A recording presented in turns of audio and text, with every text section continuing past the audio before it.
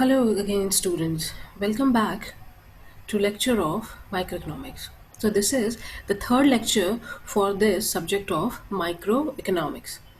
In last two lectures, we studied and we discussed what is microeconomics. We discussed the introduction to microeconomics. In second lecture, we discussed introduction to various microeconomics terms which you will probably use or which you will probably understand and study in next units. Okay, so let's start with this third lecture of microeconomics.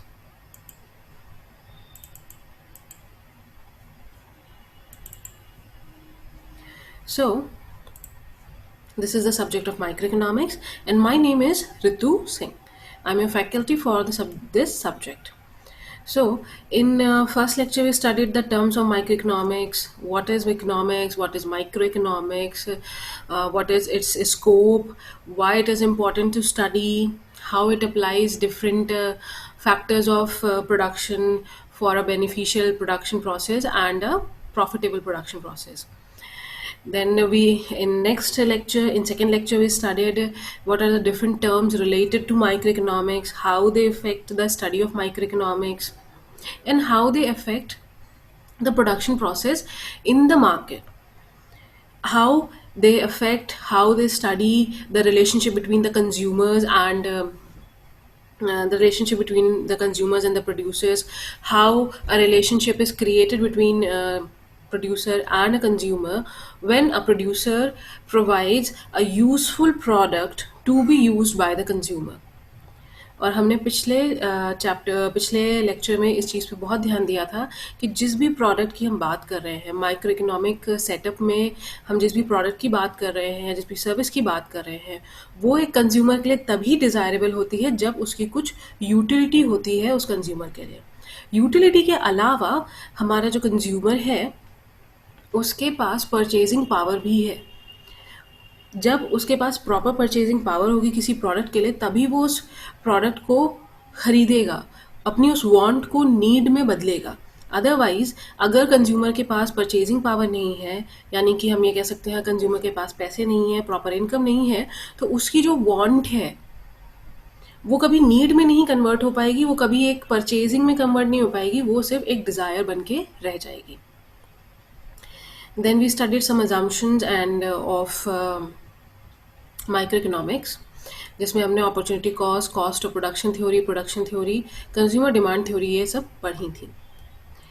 Then next topic was the topic at which I left was supply and demand. This the topic of microeconomic model of supply and demand. Supply and demand microeconomics का एक basic factor है study करने के लिए. Supply और demand के बिना हम ये कह सकते हैं माइक्रो इकोनॉमिक स्टडीज़ की हमें कोई ज़रूरत ही नहीं है या फिर वो एग्जिस्ट नहीं करेगी. So in this lecture we will focus on this supply and demand factor of micro economics. किस तरीके से ये एक किस तरीके से ये सप्लाई एंड डिमांड, ये जो दो टर्म्स हैं, माइक्रो इकोनॉमिक्स के एग्जिस्टेंस को क्रिएट करते हैं.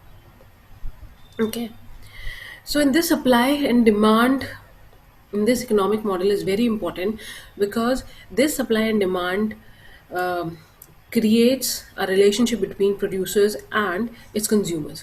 So let's start with it. Supply and demand is an economic model of price determination in a perfectly competitive market.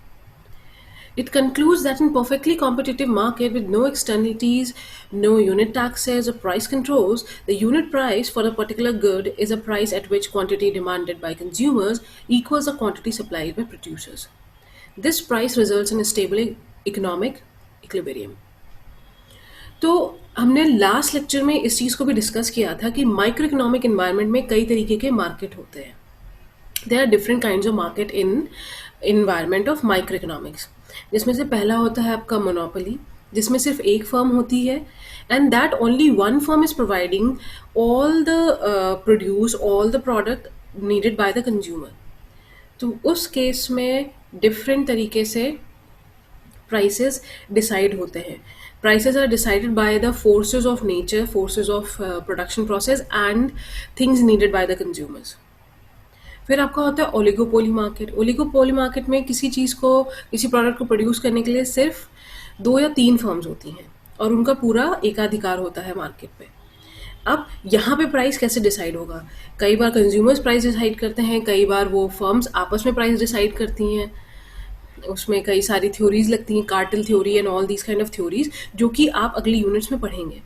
फिर आपका आता है मोनोपोलिस्टिक मार्केट, जिसमें एक प्रोडक्ट को प्रोड्यूस करने के लिए कई सारी कंपनियां हैं, 20 या 20 से ज़्यादा।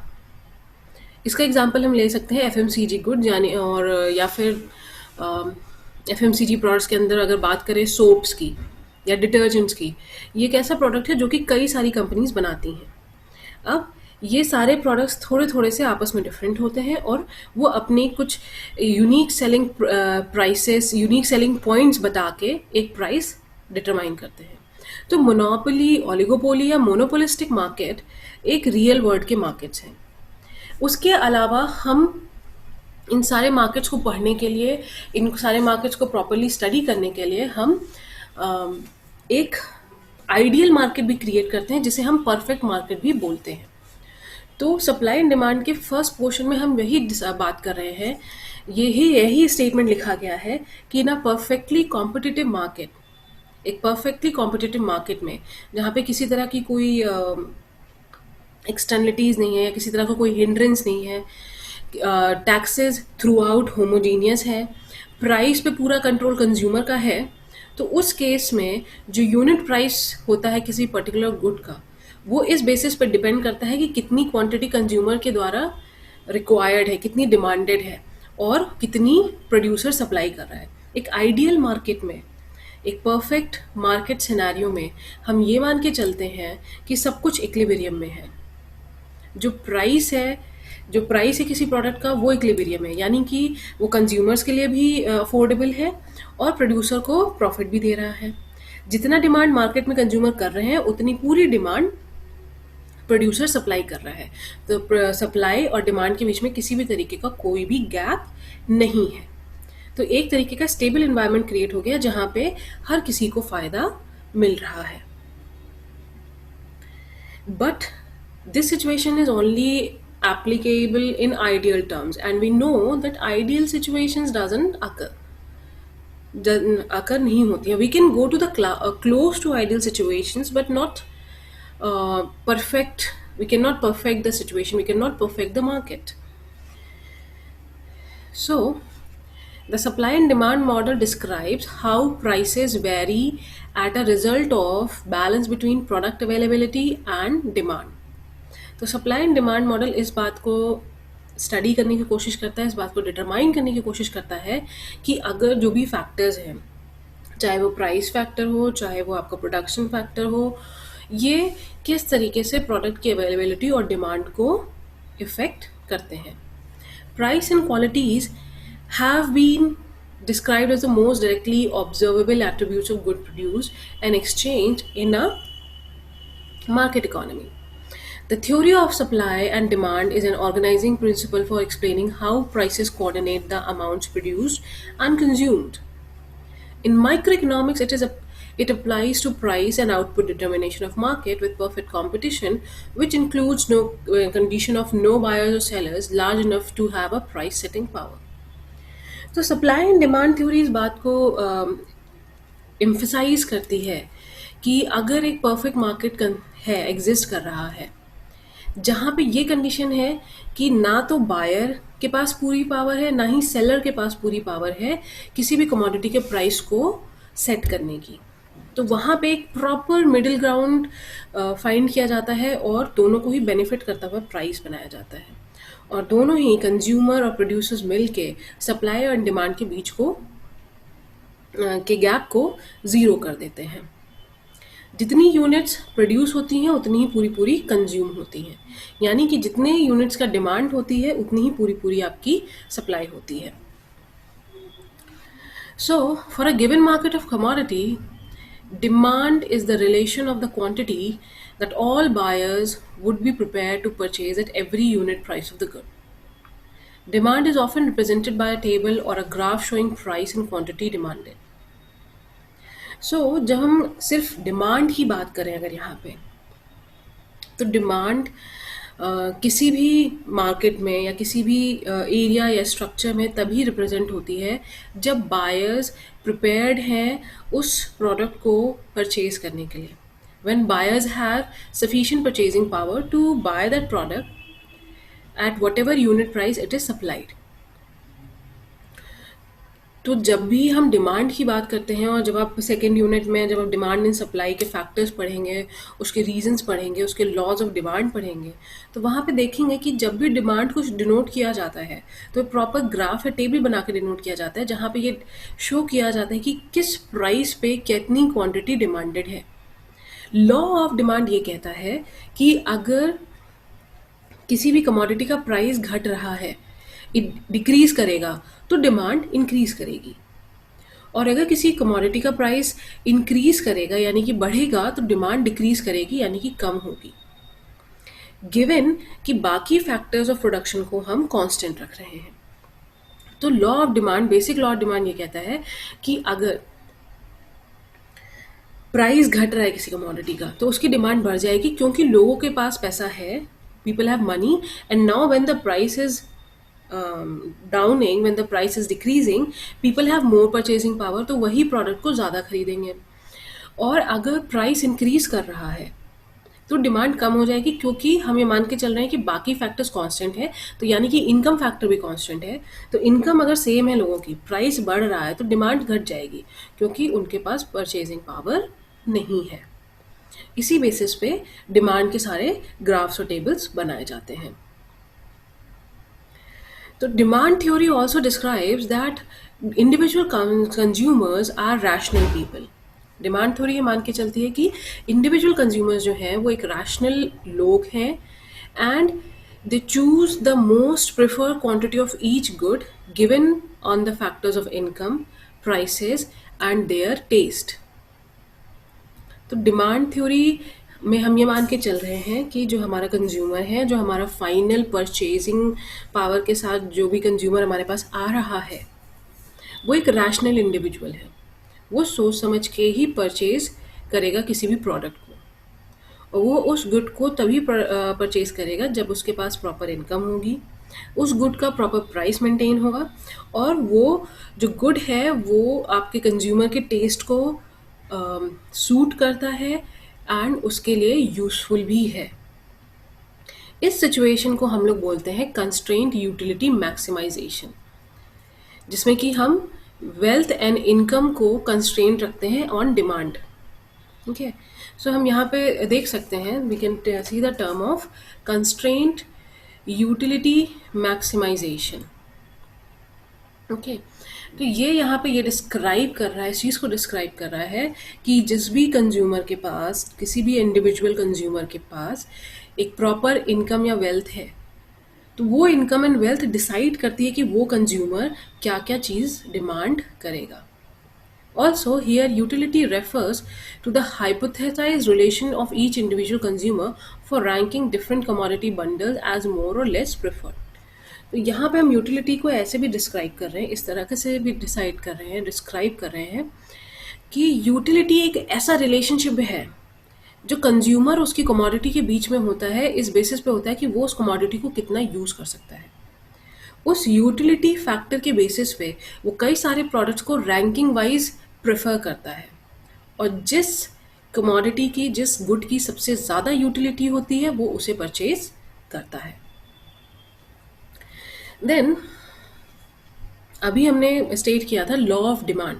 तो basic law of demand says that if price decreases, quantity demanded are increased, and if price increases, quantity demanded is decreased. So we can say here that price and quantity demanded in a given market are inversely related.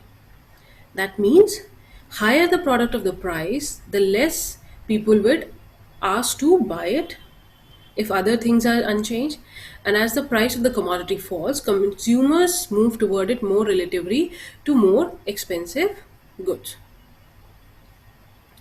तो जब price बढ़ने लगता है तो demand घटने लगती है और एक सब्स्टिट्यूशन इफेक्ट अकर होता है। सब्स्टिट्यूशन इफेक्ट में ये होता है कि जो आपका कंज्यूमर है वो दूसरे प्रोडक्ट पे शिफ्ट हो जाएगा जो कि आपके एग्जिस्टिंग प्रोडक्ट से सस्ता होगा। इसका एक क्लासिक एग्जाम्पल है टी एंड कॉफ़ी का। मार्केट में कॉफ़ी लवर्स हैं, कॉफ़ी पीने वाले लोग हैं। अगर कॉफ़ी का प्राइस बढ़ जाता है तो लोग कॉफ़ी से स्विच करके टी पे चले जाएंगे जो कि कॉफ़ी का ही दूसरा ऑल्टरनेटिव है और चीपर ऑल्टरनेटिव है। And the next point states that in addition, purchasing power from price decline increases ability to buy. That is the income effect. तो इनकम इफेक्ट भी यही बात कर रहा है कि जब किसी भी प्रोडक्ट का प्राइस घटता है तो डिमांड बढ़ जाती है, यानी कि हम दूसरे फैक्टर्स को कांस्टेंट मान के चल रहे हैं। हम ये मान के चल रहे हैं कि जो हमारा कंज्यूमर है, जो यहाँ पे हमारा फाइनल बायर है, उसकी इनकम कांस्टेंट है, वो चेंज नहीं हुई है, उसमें किसी भी तरीके की इंक्रीमेंट या डिक्रीमेंट नहीं हुई है। उसका जो कंजम्पशन है वो भी अभी भी सेम है। तो जब अगर किसी कमोडिटी के प्राइस घट रहा है, उसकी इनकम सेम है, तो अब उसी इनकम में वो उस चीज़ को ज़्यादा परचेज कर सकता है, तो वो ज़्यादा सामान खरीदेगा अपने कंजम्पशन को भी साइड में करके। Then there are other factors that can also change demand. For example, increase in income will shift the demand curve from normal good to outward relative to the origin. तो जब हम factors की बात कर रहे हैं तो हमने यहाँ पे सबसे पहले फैक्टर की बात की थी, इन जो हमने मोस्ट बेसिक फैक्टर की बात की, इंपॉर्टेंट फैक्टर की बात की है, दैट इज इनकम। तो यहाँ पे एक आपका डिविएशन अकर होता है जो कि हम सेकेंड यूनिट में पढ़ेंगे एलैबोरेटली। उस डिविएशन को हम बोलते हैं income effect which creates given goods effect. Given goods effect ये कहता है कि अगर किसी कंज्यूमर की इनकम इंक्रीज कर रही है तो वो उस इनकम में अपने एग्जिस्टिंग प्रोडक्ट को ज़्यादा कंज्यूम नहीं करेगा, बल्कि एक बेटर या हायर प्रोडक्ट की तरफ शिफ्ट करेगा। यानी कि मान लीजिए हमारा कोई कंज्यूमर है जिसकी सैलरी अभी 1000 रुपीज़ थी और वो अभी तक बाजरे का आटा खरीद रहा था। अब अगर उसकी सैलरी बढ़ के 1200 रुपये हो जाती है तो वो बाजरे के आटे से, ये ज़रूरी नहीं है कि वो बाजरे का आटा ही खाएगा या फिर अब बाजरे का आटा ज़्यादा खरीदेगा क्योंकि उसकी सैलरी बढ़ गई। नहीं, वो बाजरे के आटे से शिफ्ट होके व्हीट फ्लोर की तरफ चला जाएगा, यानी कि गेहूं के आटे की तरफ चला जाएगा। इस केस को हम बोलते हैं गिवन गुड्स। देन इसमें अनदर डिविएशन होता है वेबलिन इफेक्ट।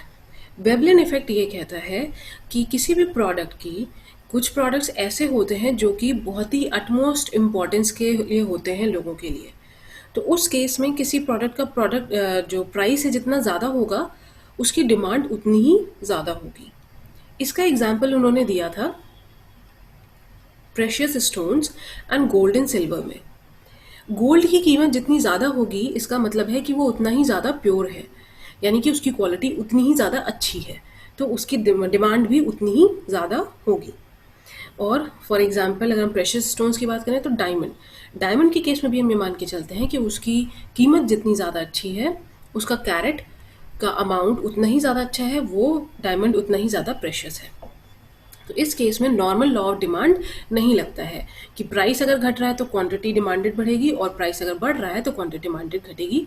ये normal law of demand Veblen effect और गिवन गुड्स के केस में नहीं अप्लाई होता है। सो गिवन goods and Veblen effect are considered deviations और exceptions to normal law of demand.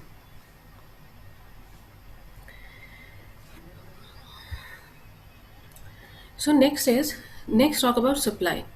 Supply is the relationship between the price of the good and quantity available for sale at that price. It may be represented as a table or graph relating prices and quantity supply. For example, producers or business firms are hypothesized to be maximum profit, meaning they attempt to produce and supply the amount of goods that will give highest profit. Supply is typically represented as a function related to price and quantity if other factors are unchanged. तो जब हम supply की बात करें, किसी भी goods से related उसकी सप्लाई की बात करें, तो सप्लाई ये डिसाइड करती है कि उसका प्राइस कितना होगा। सप्लाई के बेसिस पे भी प्राइस डिसाइड होता है। और कोई भी बिजनेस हाउस है या कोई भी इंडिविजुअल प्रोड्यूसर है, वो ये पूरी कोशिश करता है कि उसका प्रॉफिट मैक्सिमम हो।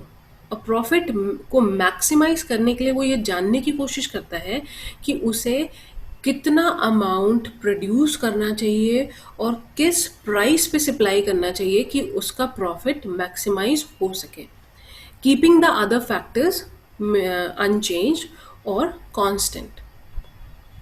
तो इसका एग्जांपल हम ये देख सकते हैं कि before 2016, when Reliance Jio 4G SIM was not introduced in the market, then at that time we used to purchase 3G internet packs at the cost of 250 rupees for 1 GB only.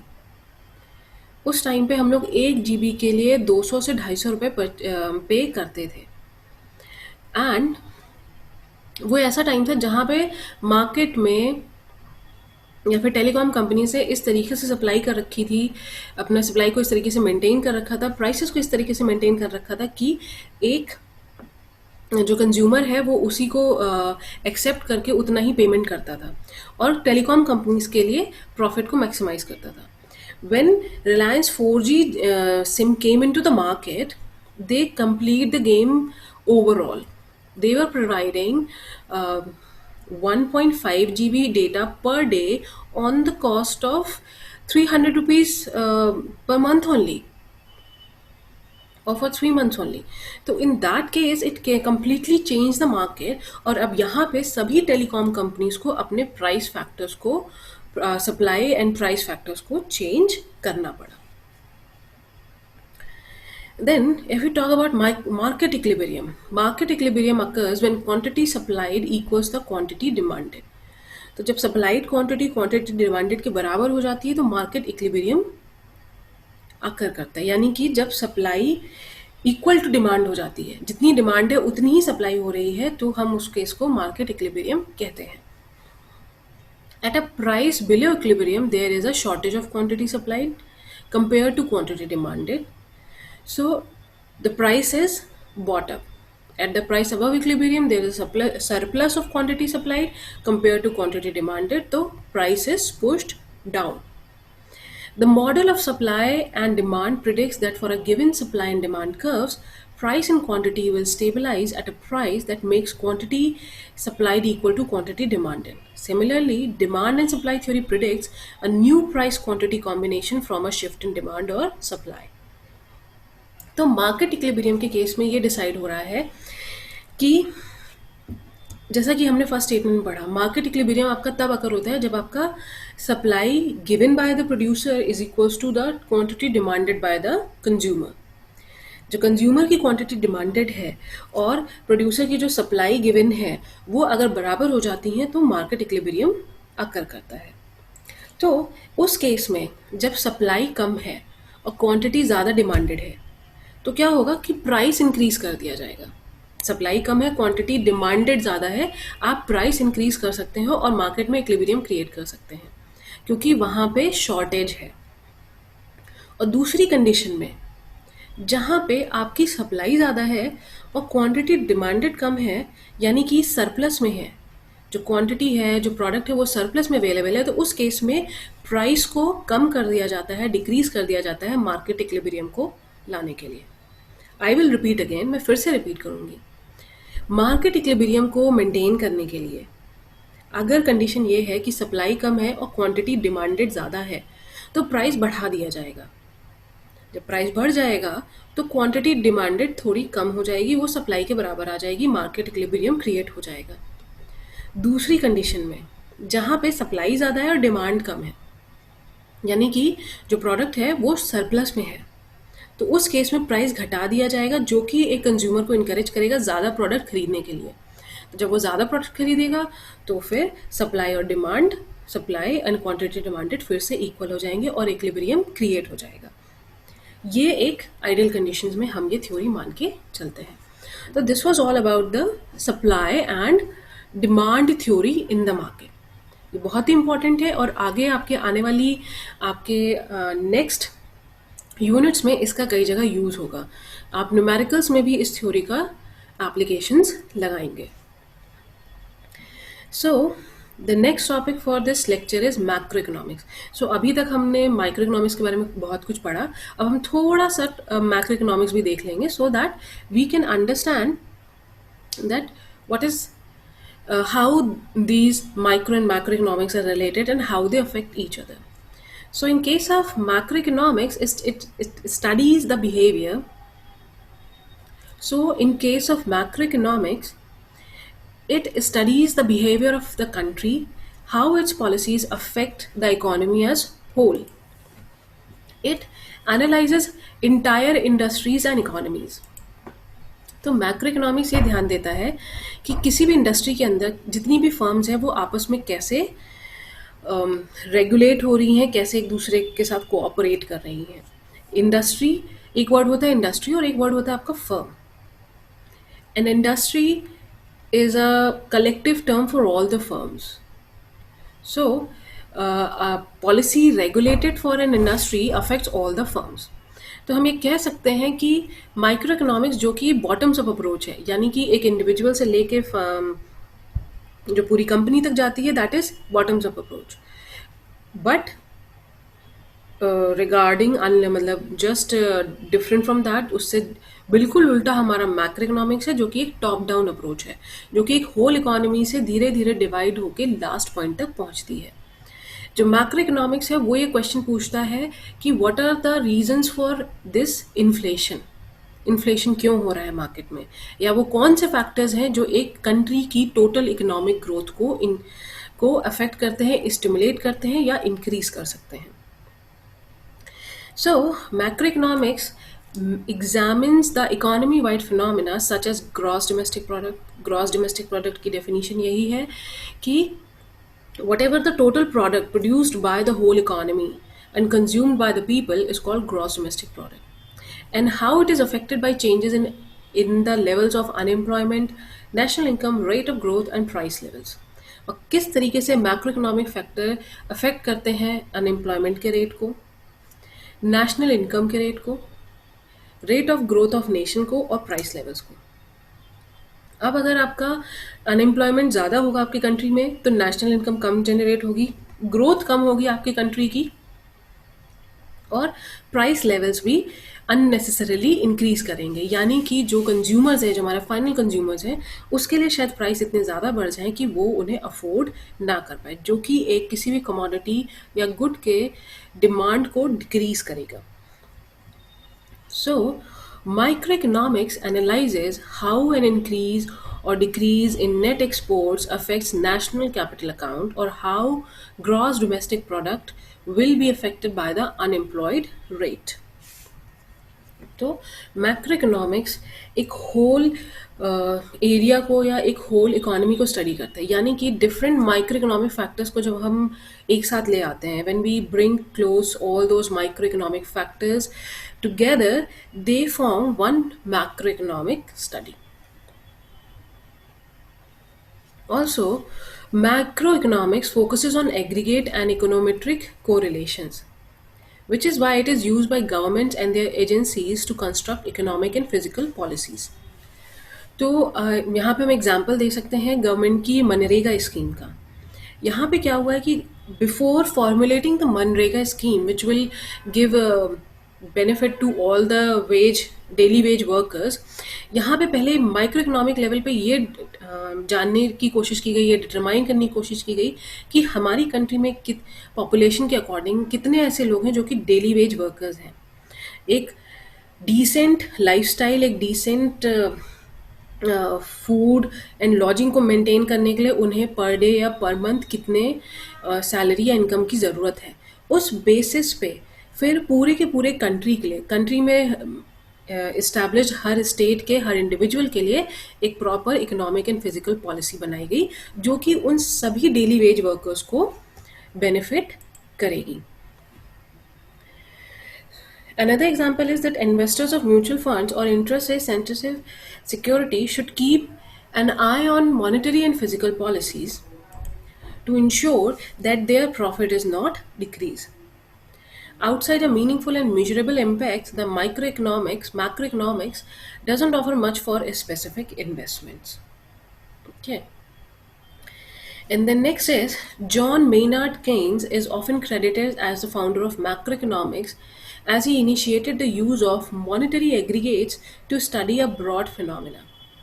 Some economists dispute his theory, while many of those who used to disagree on how to interpret it. तो macroeconomics के case में we need to know this point, ये आपके एक number के question में आ सकता है, that who is the father of macroeconomics. Then we can say that John Maynard Keynes is the father of macroeconomics. तो ये सारी थ्योरीज उन्होंने मैक्रोइकोनॉमिक्स के केस में दी थी और हमें ये समझाया था कि मैक्रोइकोनॉमिक्स एक बहुत ही ब्रॉड फिनोमेना है और उसको कम्प्लीटली समझने के लिए पहले हमें उसे छोटे छोटे पार्ट्स में डिवाइड करना पड़ेगा, यानी कि माइक्रो पैटर्न्स में डिवाइड करना पड़ेगा. उन सारे पैटर्न्स को जब हम कलेक्टिवली रीड करेंगे, कलेक्टिवली पढ़ेंगे, तो हम मैक्रो इकोनॉमिक्स को भी उतना ही अच्छे से समझ पाएंगे. So I will stop the lecture here. So in today's lecture we studied the supply and demand theory of microeconomics. किस तरीके से ये डिमांड एंड सप्लाई फैक्टर्स को अफेक्ट करती है मार्केट में, डिफरेंट मार्केट में, चाहे वो आपका मोनोपोली मार्केट हो, आपका मोनोपोलिस्टिक मार्केट हो, या ओलिगोपोली मार्केट हो, या परफेक्ट मार्केट हो. किस तरीके से आपका supply and demand factors affect करते हैं लॉ ऑफ डिमांड को और उसके एक्सेप्शंस को. नॉर्मल लॉ ऑफ डिमांड ये कहता है कि प्राइस अगर बढ़ेगा तो डिमांड घटेगी, और प्राइस अगर घटेगा, डिक्रीज करेगा, तो डिमांड इंक्रीज करेगी. और उसके दो एक्सेप्शंस हैं, Giffen goods and Veblen effect. Veblen effect ये कहता है कि किसी कमोडिटी का प्राइस जितना ज़्यादा होगा उसकी डिमांड भी उतनी ज़्यादा होगी, बिकॉज हम ये मान के चल रहे हैं कि प्राइस जितना बढ़ रहा है उस प्रोडक्ट की क्वालिटी भी उतनी ही इंक्रीज कर रही है. और गिफिन गुड्स ये कहते हैं कि अगर किसी इंडिविजुअल की इनकम इंक्रीज कर रही है तो वो सेम कमोडिटी को ज़्यादा क्वांटिटी में नहीं खरीदेगा, बल्कि एक बेटर ऑप्शन की तरफ स्विच कर जाएगा. And the next point we discuss what macro economics, किस तरीके से मैक्रो इकोनॉमिक्स माइक्रो इकोनॉमिक्स से रिलेटेड है, और मैक्रो इकोनॉमिक्स स्टडीज़ भी उतनी ही इंपॉर्टेंट है जितनी कि micro economics. Macro economic studies को अच्छे से करने के लिए, उनको अच्छे से समझने के लिए ही मैक्रो इकोनॉमिक्स के डिफरेंट फैक्टर्स को माइक्रो फैक्टर्स में कन्वर्ट करके कलेक्टिवली पढ़ा जाता है. So this was all for the today's lecture. I hope you enjoyed it, and if you have any questions you can ask me in classroom, or you can ask me on my mail ID. I'll answer your queries as soon as possible. Thank you so much, students, and I hope to see you again in next lecture. Thank you, students.